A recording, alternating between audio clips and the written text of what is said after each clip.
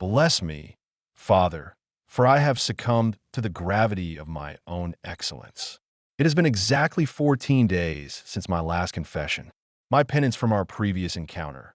Those 5 sorrowful mysteries was completed before the high-performance engine of my car had even ceased its rhythmic, mechanical purr in the church parking lot. I do not believe in lingering on debt, Father. In my world, a debt unpaid is a puncture in the hull, a jagged entry point for the entropic chaos of the unwashed world. I like my ledgers clean, my margins wide, and my soul scrubbed white, polished until it reflects nothing but the sterile, magnificent light of my own diligence. And yet, I find a tremor in my comfort, a fraying at the edges of my upholstery. I am struggling with the virtue of patience, though perhaps it is truly the virtue of expectation that eludes me. I look at the world, Father, and I see a lack of teleological order that offends the very spirit. I see people drifting through their lives with no discipline, no ritual, and no fear, yet they thrive like weeds in a garden they did not plant. I see the men in this parish, weak men with soft hands and porous wills, who beg for mercy as if it were a handout. I do not beg, Father. I negotiate. I have spent my life building a cathedral of status and safety, a fortification of glass and gold. Every morning at 5:15 a.m., I am here. I know the exact olfactive profile of this sanctuary. The mixture of stale incense, lemon furniture polish, and the damp, pathetic wool of the early morning regulars who come here to weep for crumbs. Lately, the smell has begun to sour for me. It lacks the crispness of a transaction. I provide the piety. God provides the peace. That is the contract. That is the hedge I have grown around my family, leaf by leaf, prayer by prayer, dollar by dollar. But the leaves are yellowing, Father. The soil feels thin.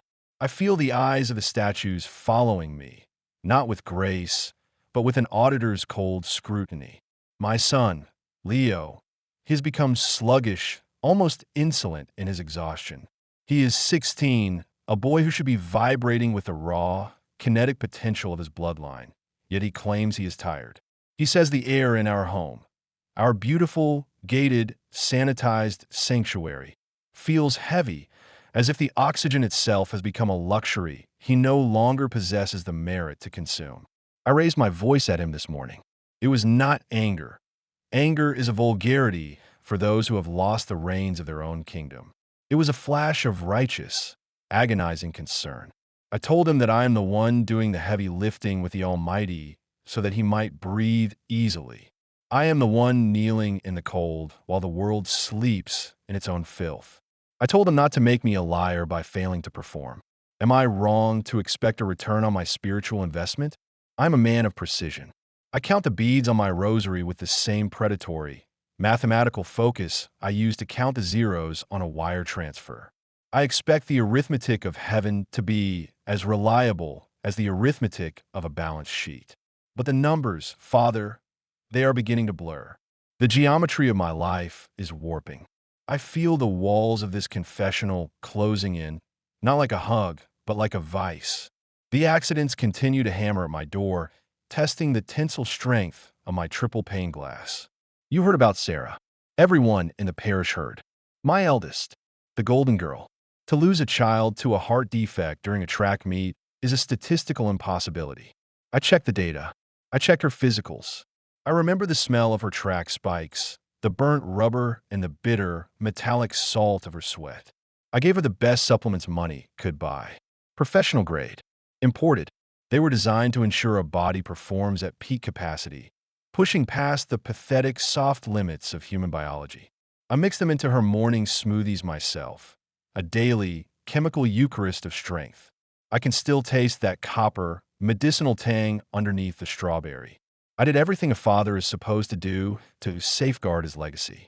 I was her hedge of protection, and yet she fell on that red clay track. I looked at her heart rate monitor in the hospital. It was a flat green line. A zero. After all that investment. A zero. But I realized later, Father, as I sat in my study sipping a 30-year-old scotch, that her death saved us. The insurance payout from her athletic policy, It arrived the very day the first SEC audit hit my desk. It was as if God had liquidated a failing asset just in time to keep the firm afloat. Was that bad luck? No. It was a divine restructuring. It was a trade. A life for a legacy.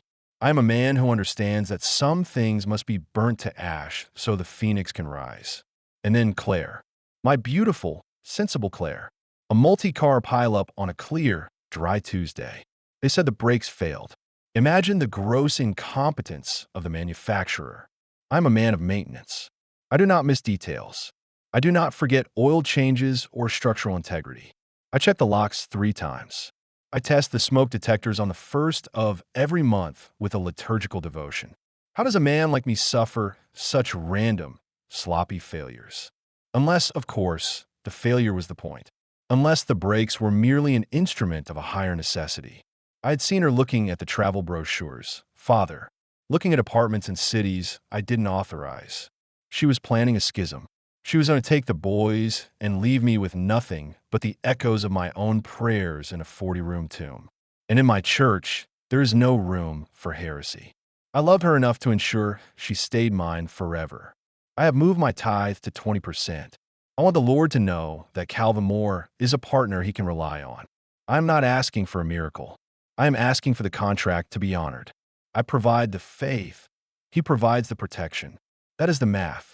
If I am perfect in my rituals, the world must be perfect in its response. I am being winnowed like Job, but Job did not have my resources. He did not have my foresight. I will be the perfect servant, so he has no choice but to spare the rest of them. I will force his hand through my own perfection.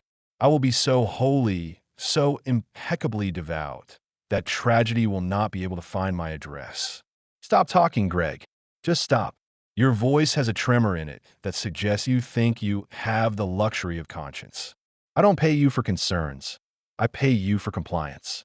The SEC doesn't have a case. They have a clerical discrepancy. A discrepancy that, quite fortunately, points directly to Claire's personal accounts. Yes, I know she's gone.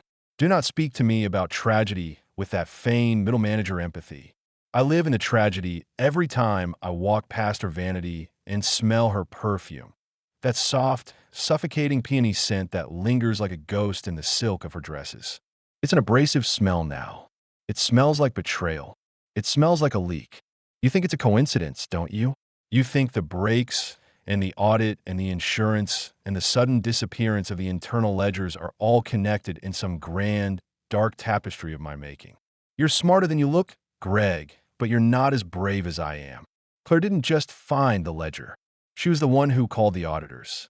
My wife, the woman I protected with a wall of golden prayer, was the leak in my boat. She was going to trade my freedom for a quiet life in a zip code I didn't approve of. She was going to testify. She was going to take the boys and tell them I was a monster. I'm not a monster. I'm a preservationist. I couldn't let her be the leak. I had to seal the leak. It was a mercy, Greg, a sacrificial tithe to keep the rest of the structure standing. I didn't just service the car. I optimized it for a definitive, unavoidable conclusion.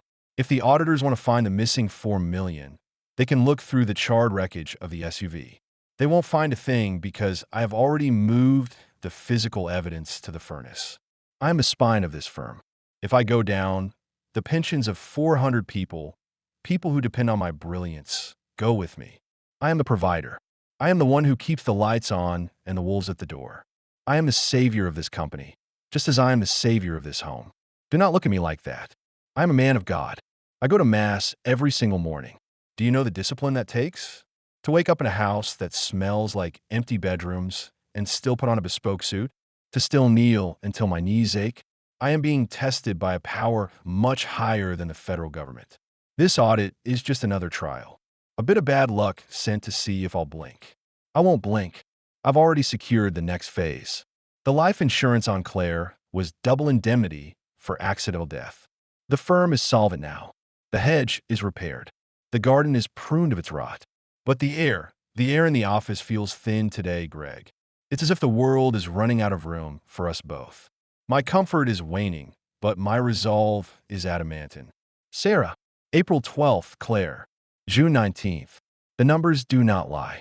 There's a leak in the boat, but I'm fixing it. I have started sealing the house. I have spent $10,000 on industrial-grade silicone and triple pane glass. I am bypassing the main ventilation. I am creating a closed loop, a self-sustaining ecosystem of more family purity. The world is too dirty for the boys now. There are too many variables, too many reckless drivers, too many prying eyes and federal agents with their subpoenas and their questions. To keep them pure, I have to keep them in. I am building a sanctuary where the bad luck simply cannot breathe. I'm going to make this home airtight. I'm going to make it a vault for the things I love. A golden tabernacle where no sin can enter. Leo? Toby? It's okay.